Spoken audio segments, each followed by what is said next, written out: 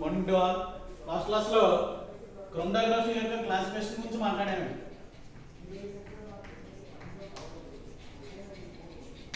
మళ్ళీ depending on absorption and partition బట్టి different ways లో మనం వాటిని క్లాసిఫై చేసాం అనేటువంటిది ఒక 2 వేస్ లో క్లాసిఫికేషన్ చూస్తాం. తర్వాత వచ్చి మేజర్ గా ఈ యొక్క క్రోమటోగ్రఫీ టెక్నిక్స్ లో మేజర్ పార్ట్ ఏం ప్లే చేస్తున్నాయంటే, ఒకటి కాలం క్రోమటోగ్రఫీ ప్లే చేస్తుందండి. కాలం క్రోమటోగ్రఫీ. నెక్స్ట్ సెకండ్ వచ్చి థిన్ లేయర్ క్రోమటోగ్రఫీ.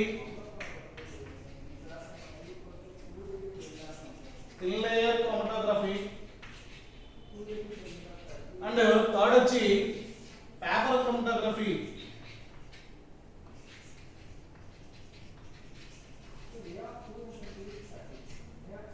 ఇది మెయిన్ రోల్ ప్లే చేస్తాయంటే, దాని తర్వాత చూసినట్లయితే హై పెర్ఫార్మెన్స్ లిక్విడ్ క్రోమటోగ్రఫీ ఏదైతే ఉందో అది మనకి మెయిన్ రోల్ ప్లే చేస్తుంది. జనరల్ గా ఈ క్రోమటోగ్రఫీతో మనం ఏం చేయొచ్చు అనేటువంటిది చూసినట్లయితే ఆల్రెడీ మనం చెప్పామండి. ఈ క్రోమటోగ్రఫీ కంటెంట్ అంతా కూడా మనకి దేనికి యూజ్ అవుతుంది అంటే, ఫార్మా ఇండస్ట్రీ ఏదైతే ఉందో దాంట్లోనే వాడతాం మాక్సిమం. దీంట్లో different type of chromatography techniques ఉన్నాయి. దాంట్లో ఎగ్జాస్షన్ బేస్ అయ్యి అంటే అబ్జార్బెంట్ ఏదైతే ఉందో దాని మీద బేస్ అయ్యి కాలం chromatography and thin layer chromatography ఉంటది. పార్టీషన్ బేస్ అయ్యి ఉంటదంటే పేపర్ క్రోమటోగ్రఫీ అండ్ HPCLC ఉంటాయి. ఎగ్జాస్షన్ బేస్ అయ్యి ఎలా ఉంటాయి అనేటువంటి మనం చూసినప్పుడు ఇక్కడ డిఫరెంట్ టైప్ ఆఫ్ క్రోమటోగ్రఫీస్ అనేటువంటి మనకి యూజెస్ కూడా డిఫరెంట్ టైప్ ఆఫ్ యూజెస్ ఉంటాయి. First suppose thin layer chromatography అనేటువంటి నువ్వు అబ్జర్వ్ చేసినట్లయితే ఏమవుతుందంటే, ఇక్కడ ఈ యొక్క క్రోమటోగ్రఫీలో 2 ఫేజెస్ ఉంటాయి. ఏంటమ్మా అనేటువంటి దాన్ని చూసినట్లయితే thin layer, first thin layer గురించి మాట్లాడిన తర్వాత ఇది ఒకదానికి ఒక లింక్ ఏంటి అంటే, థిన్ లేయర్ క్రోమటోగ్రఫీ అనేటువంటిది మేజర్ గా దేనికి యూజ్ అవుతుంది అంటే, ఏదన్నా ల్యాబ్ లో ఒక కాంపౌండ్ ని సింథసిస్ చేసినప్పుడు ఆ కాంపౌండ్ మాత్రమే ఉందా లేకపోతే దాంతో పాటు అడిషనల్ గా ఇంప్యూరిటీస్ ఏమైనా ఉన్నాయా అనేటువంటిది చెక్ చేయడానికి యూజ్ అవుతుంది. By using thin layer chromatography, we have to only identify how many number of components present in that mixture అనేటువంటిది మాత్రమే తెలుస్తుంది. ఆ తెలిసిన తర్వాత ఫర్దర్ ప్రొసీడింగ్ లో వాటిని సెపరేట్ చేయడానికి ఏముంటుందంటే కాలం క్రోమటోగ్రఫీ ఉంటుంది అండ్ పేపర్ క్రోమటోగ్రఫీ ఉంటుంది అండ్ HPLC అనేటువంటిది ఉంటుంది. ఇక్కడ చూసినట్లయితే ఈ రెండు కూడా దేని మీద డిపెండ్ అవుతాయి అనుకున్నాం, which is dependent on absorbent. The phenomenon is absorption.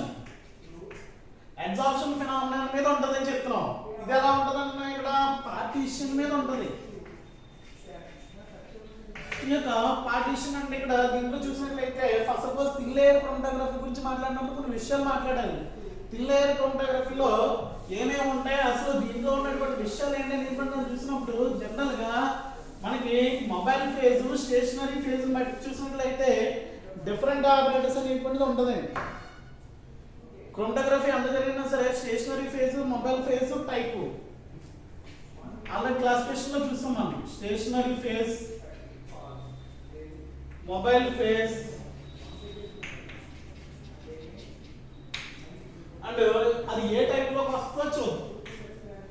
First suppose మన క్లాసిఫికేషన్ బేస్ అయ్యి చూసినట్లయితే ఫస్ట్ క్లాసిఫికేషన్ ఏంటంటే స్టేషనరీ ఫేజ్ అనేటువంటి సాలిడ్ అయ్యింది అనుకోండి, మనకి మొబైల్ ఫేజ్ అనేటువంటిది ఏమవుతుందంటే లిక్విడ్ కి తీసుకున్నట్లయితే ఆ లిక్విడ్ అనేటువంటిది దీని మీద ఏమవుతుందంటే అబ్జార్బ్ అవుతుంది. అందువల్ల ఇది ఏ కేటగిరీకి వస్తుందంటే అబ్జార్ప్షన్ టైప్ లో వస్తుంది. ఏ కేటగిరీలో వస్తుందమ్మా? అబ్జార్ప్షన్ టైప్ లో వస్తుంది. అదే రకంగా సెకండ్ స్టేషనరీ ఫేజ్ అనేటువంటి సాలిడ్ తీసుకుని మొబైల్ ఫేజ్ అనేటువంటిది గ్యాస్ తీసుకున్నట్లయితే ఇది కూడా ఏంటి, గ్యాస్ ఇస్ అబ్జార్బ్డ్ అండ్ ఏంటిది సాలిడ్ అంటే ఇది కూడా దేనికి వస్తుంది, అబ్జార్ప్షన్ అనేటువంటి ప్రాసెస్ కే వస్తుంది. నెక్స్ట్ వచ్చి ఇక్కడ స్టేషనరీ ఫేజ్ అనేటువంటిది లిక్విడ్ అయ్యి, స్టేషనరీ ఫేజ్ లిక్విడ్ అవడం అంటే చెప్పాను అన్న, that means liquid is suspended on that inert material and ఆ ఇనర్ట్ మెటీరియల్ మీద లిక్విడ్ అనేటువంటి స్ప్రెడ్ అయినట్లయితే దాన్ని స్టేషనరీ ఫేజ్ ని తీసుకుంటాం. ఆ మొబైల్ ఫేజ్ అనేటువంటిది లిక్విడ్ అయినట్లయితే ఇది లిక్విడే అయినట్లయితే అటువంటి విషయంలో మనం జరిగేది ఏంటంటే partition. Partition chromatography. And fourth stationary phase అనేటువంటిది లిక్విడ్ అయ్యి మొబైల్ ఫేజ్ అనేటువంటిది గ్యాస్ అయ్యింది అనుకోండి, which is also belongs to that partition chromatography. ఇలాగా రెండు అబ్జార్ప్షన్ టైప్ జరుగుతాయి, రెండేమో పార్టీషన్ టైప్ జరుగుతాయి. మనకి ఉన్నటువంటి క్రోమటోగ్రఫీస్ లో ఈ యొక్క మొత్తం అన్నిటికీ స్టడీ చేయడానికి కొన్ని మెయిన్ వర్డ్స్ ఏవైతే ఉన్నాయో వాటికి సంబంధించినటువంటి విషయాలు తెలియాలండి. ఆ విషయాలు వన్ బై వన్ మాట్లాడినట్లయితే principles of different type of absorption గురించి మాట్లాడాలి.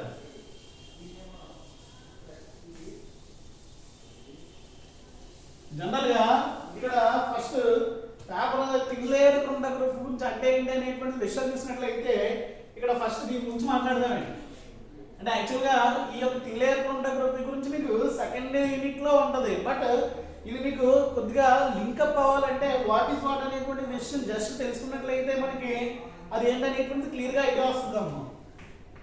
Thin layer chromatography. Thin layer chromatography means ఈ పేరులో ఉంది కదా, థిన్ లేయర్ మీన్స్ ఒక పలుచగా ఉన్నటువంటి ఒక లేయరే. ఈ పలుచగా ఉన్నటువంటి లేయర్ అంటే ఒక అల్యూమినియం ప్లేట్ ఉంటది. అల్యూమినియం ప్లేట్ ఏదైతే ఉందో ఆ ప్లేట్ మీద ఒక అబ్జార్బెంట్ ఉంటది. దట్ ఈస్ కాల్డ్ కలర్లెస్ ఉన్నటువంటి అబ్జార్బెంట్ ఏంటంటే సిలికా జెల్ అండి. ఏంటమ్మా దీని పేరు? Silica gel. సిలికా జెల్ అనేటువంటిది ఒక లేయర్ కింద ఉంటది. సిలికా జెల్ అనేటువంటిది ఒక లేయర్ కింద పోస్తారు దీని మీద. ఇది ఏంటంటే ఏ కెమికల్ తో కూడా రియాక్ట్ అవ్వదు, which is purely inert material. ఇది జనరల్ గా థిన్ లేయర్ క్రోమటోగ్రఫీ అనేటువంటి మనకి దేనికి యూజ్ అవుతుందని చెప్తున్నాం, which is only use for that identification అండి. ఐడెంటిఫికేషన్ అండి. దేన్ని ఐడెంటిఫై చేయడానికి, how many number of components present in that mixture అనేటువంటి విషయాన్ని ఐడెంటిఫై చేయడానికి మాత్రమే వాడతాం. ఇది తెలిసిన తర్వాత మాత్రమే ఏంటి దాన్ని సెపరేట్ చేయడానికి హెచ్పిఎల్సి కానీ కాలం క్రోమటోగ్రఫీ కానీ లేకపోతే అక్కడ పార్టీషన్ జరిగితే పేపర్ క్రోమటోగ్రఫీ కానీ ఇలాగా డిఫరెంట్ టైప్ ఆఫ్ క్రోమటోగ్రఫీస్ యూజ్ చేస్తారండి. ఇలాగా ఒక ప్లేట్ ఉంటుంది, దీన్ని ఏమంటామంటే క్రోమటోగ్రామ్ అని చెప్తామండి.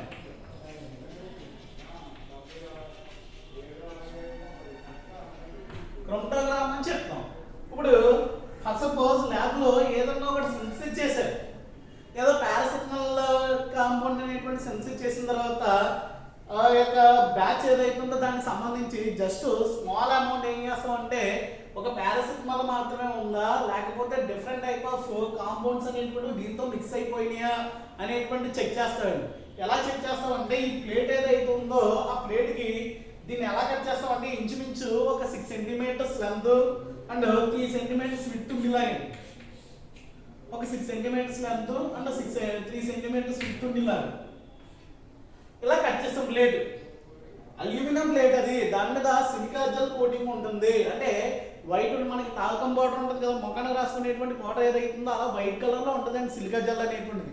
అప్లై చేసిన తర్వాత ఆరిపోద్ది. ఆరిపోయిన తర్వాత ఏం చేస్తామంటే ఆ ప్లేట్ తీసుకున్నాం, ఇలా ప్లేట్ తీసుకుని దీనికి ఒక 3 సెంటీమీటర్స్ ఒక సెంటీమీటర్ పైన ఏం చేస్తామంటే పెన్సిల్ తో లెడ్ పెన్సిల్ ఏం చేస్తామంటే గీత చేస్తామండి. Which is inorganic material, which is not dissolved in organic material. Pencil lead ఏదైతుందో అది ఇనార్గానిక్ కాబట్టి అది ఆర్గానిక్ లో డిజాల్వ్ అవ్వదు. ఇలా గీసాం. గీసిన తర్వాత ఇక్కడ మనం ఏం చేస్తామంటే మనం ఐడెంటిఫై చేసినటువంటి మనకి సింథసిస్ చేసినటువంటి కాంపౌండ్ ఏదైతే ఉందో దాన్ని సాల్వెంట్ లో డిజాల్వ్ చేసి దీనికి క్యాపిలరీ ట్యూబ్ అని ఉంటుంది, సన్నగా గొట్టం ఉంటుంది, దాంతో ఒక స్పాట్ అండి జస్ట్ ఇంజెక్షన్ నీటిలో ఎలా ఉంటుంది అలాగే దాంతో ఒక స్పాట్ జస్ట్ దీని మీద ఇలా అంటారు. ఇలా స్పాట్ పడిన తర్వాత దీన్ని ఒక సాల్వెంట్ లో ప్లేస్ చేస్తామండి. ఒక గ్లాస్ బేగర్ తీసుకుని ఏం చేస్తామంటే దీన్ని ఆరిజినల్ గా ఇలా పెడతాండి ప్లేట్. దాంట్లో సాల్వెంట్ పోస్తాం. సాల్వెంట్ పోసి ఇలా పెట్టుకుంటే ఏమవుతుందంటే ఈ యొక్క సాల్వెంట్ ఫ్రంట్ ఏదైతుందో ఆ సాల్వెంట్ తో పాటు పైకి మూవ్ అవుతుంది. ఫస్ట్ సపోజ్ ఏంటి మనకి ఒక చిన్న బకెట్ లోని ఇటుముకి వాటర్ వేసుకొని ఇటుకేస్తే ఎలా అవుతుంది, దాంట్లో ఉన్నటువంటి వాటర్ అనేటువంటి పైకి ఫ్లో అవుతుంది కదా. అదే టైప్లో ఇక్కడ వాటర్ అనేటువంటిది ఏమవుతుందంటే పైకి ఫ్లో అవుతుంది. ఇలా పైకి ఫ్లో అయినప్పుడు ఇక్కడ వరకు వచ్చిన తర్వాత ఈ యొక్క అంటే తీయడానికి వీలుగా చేతితో తీసేలా అంతవరకు వాటర్ అనేటువంటి ఫ్లోకింగ్ చూద్దాం. ఇప్పుడు ఇదంతా కూడా ఎలా ఉంటుంది, తడిగా ఉంటుంది కాబట్టి ఆ ప్లేట్ని తీసుకొచ్చి ఆరబెట్టాలి. తడిగా ఉన్నప్పుడు మనకి ఎంతవరకు ఇది ట్రావెల్ అయిందని అనుకుంటే చూసుకుంటాం. ఇప్పుడు ఏం జరుగుతుంది అంటే ఆ ప్లేట్ని తీసుకొచ్చి ఆరబెట్టిన తర్వాత మీకు ఇక్కడ స్పాట్ ఏదైతే ఉందో దానికి ఒరిజినల్ కూడా కాంపౌండ్ ఏదైతే ఉందో అది కూడా కలుపుతాయండి. ఫస్ట్ సపోజ్ మీకు ఎలా ఉంది, ఒరిజినల్ కాంపౌండ్ స్పాట్ వచ్చింది ట్రావెల్ చేసింది కానీ మనకేమో మొత్తం ఇదంతా ఇక్కడ వరకు ట్రావెల్ చేసింది అనుకున్నాం. ముందు ఆ తడిగా ఉన్నప్పుడు ఎంత దూరం అయితే ప్రయాణించిందో సాల్వెంట్ అది ఐడెంటిఫై చేద్దాం, అది మార్క్ చేద్దాం. మార్క్ చేసిన తర్వాత మనకి ఒరిజినల్ కాంపౌండ్ ఏదైతే ఉందో అది ఇక్కడ వరకు ట్రావెల్ చేస్తుంది. నువ్వు పెట్టినటువంటి తయారు చేసినటువంటి కాంపౌండ్ ఇక్కడో స్పాట్ వచ్చింది, ఇక్కడో స్పాట్ వచ్చింది అని అంటే దాని అర్థం ఏంటి, నువ్వు తయారు చేసిన దాంట్లో ఏముందండి, ఆ యొక్క పారాసిటమాల్తో పాటు వారికి ఒక ఇంప్యూరిటీ కూడా ఉంది అనేటువంటి విషయం తెలుస్తుంది. ఇప్పుడు నువ్వు ఏం చేస్తావు అంటే ఇక్కడ వచ్చినటువంటిది ఏదైతే ఈ డిస్టెన్స్ ని కూడా మెజర్ చేయాలి. ఇలా మెజర్ చేసి నువ్వు సాల్వెంట్ ట్రావెల్ చేసిన దానికి కాంపౌండ్ ట్రావెల్ చేసిన దానికి రేషియో అనేటువంటి ఫైండ్ అవుట్ చేస్తామండి. ఆ రేషియోని మనం ఏమంటాం అంటే ఆర్ఎఫ్ అంటారు. ఆ రేషియోని ఏమంటారండి RF. RF means retention factor. Retention factor. RF అంటే ఏంటి, retention factor. Retention factor formula ఏంటంటే డిస్టెన్స్ ట్రావెల్డ్ బై ది. ఎప్పుడు కూడా ఈ వాల్యూ ఎలా ఉండాలంటే ఆర్ఎఫ్ అనేటువంటిది నువ్వు క్యాలిక్యులేట్ చేసినప్పుడు వచ్చేటువంటి వాల్యూ 1 కంటే తక్కువ ఉండాలండి. ఎప్పుడు 1 కంటే తక్కువ ఉంటుంది, ఆ డినామినేటర్ అనేటువంటిది ఎక్కువ అయ్యి న్యూమినేటర్ అనేటువంటిది తక్కువ అయింది అనుకోండి, అప్పుడు మాత్రమే ఉంటుంది కదా.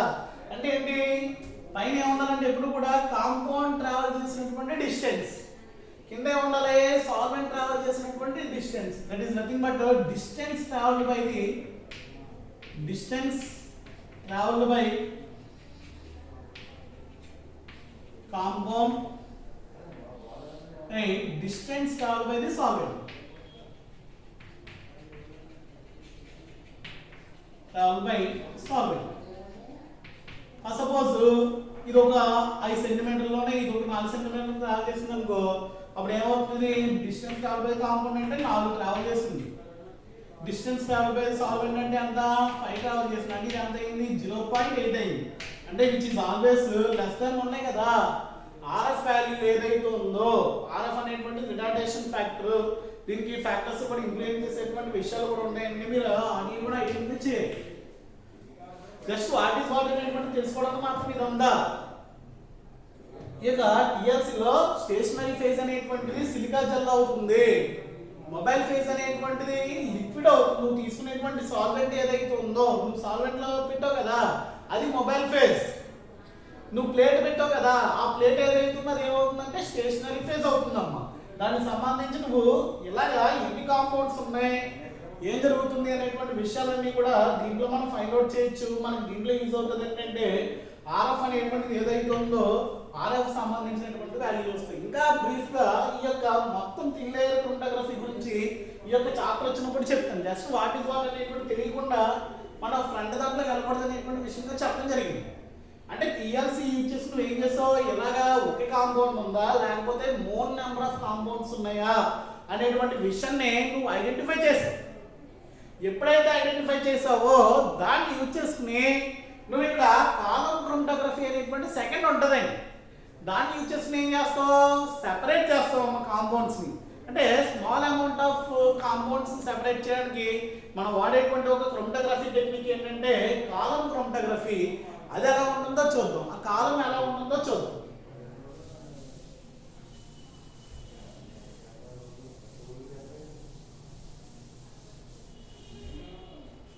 ఎందుకంటే కాలం క్రోమటోగ్రఫీ అంటే ఇగో ఇలాగ ఒక కాలం ఉంటుందండి. కాలం అంటే ఒక గొట్టం, ఇలాగ ఒక నాజుల్ ఉంటుంది, ఇంట్లో ఇది ఇలా ఉంటుంది, ఇక్కడ ఏమో ట్యాప్ ఉంటుంది. దీంట్లో కూడా అబ్జార్బెంట్ ఉంటుంది which is stationary phase.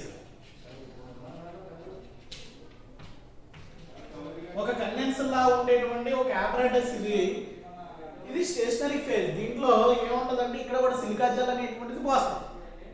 Silica gel పోసిన తర్వాత నువ్వు ఏదైతే కాంపౌండ్ ని సెపరేట్ చేయాలో ఆ కాంపౌండ్ ని పైన ప్లేస్ చేస్తావు.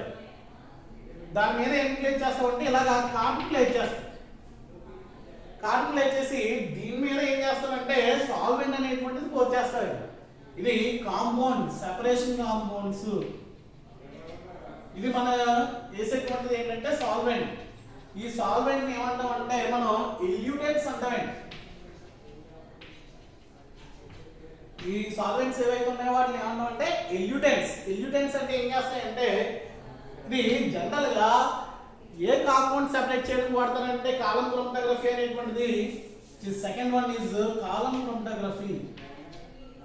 కాలం chromatography is mainly used for the separation of coloured compounds. ఈ కాంపౌండ్స్ అంటే కలర్ కాంపౌండ్స్ ఏవైతే ఉన్నాయో వాటిని సెపరేట్ చేయడానికి వాడతాం. ఎందుకంటే ఇలాగా కలర్ కాంబినేషన్ ఉన్నటువంటి మిక్చర్ ఏదైతే ఉందో దీని మీద ప్లేస్ చేశారు. చేసి దీనికి సాల్వెంట్ అనేటువంటి పోసినప్పుడు ఇలాగ ఈ పోరస్ వాటర్ ద్వారా డిఫరెంట్ దానికి different type of absorption capacity ఉంటుంది. అంటే మీకు ఆ మిక్చర్ లో ఉన్నటువంటి వన్ ఆఫ్ ది కాంపౌండ్ అనేటువంటిది ఫస్ట్ దీంతో రియాక్ట్ అవుతుంది. ఆ రియాక్ట్ అయింది ఏదైతే ఉందో ఫస్ట్ ఎల్యూట్ అవుతుంది. అదే తక్కువగా రియాక్ట్ అయ్యేది ఎక్కడ ఉంటుంది అంటే సెకండ్ ఎల్యూట్ అవుతుంది. ఇలా మనకి వాడేటువంటి సాల్వెంట్స్ ఏవైతే ఉన్నాయో వాటిని ఏమంటాం అంటే ఎల్యూటెంట్స్ అంటాం. ఏమంటాయండి ఇలా ఎల్యూటెంట్స్ అంటాం. ఇలా పోసినప్పుడు ఇదంతా కూడా లిక్విడ్ అనేటువంటిది ఇలా పాస్ అయిన తర్వాత దీన్ని దేంతో గ్యాదర్ చేస్తాం అంటే ఇలాగా ఒక కొనికల్ ఫ్లాస్క్ తో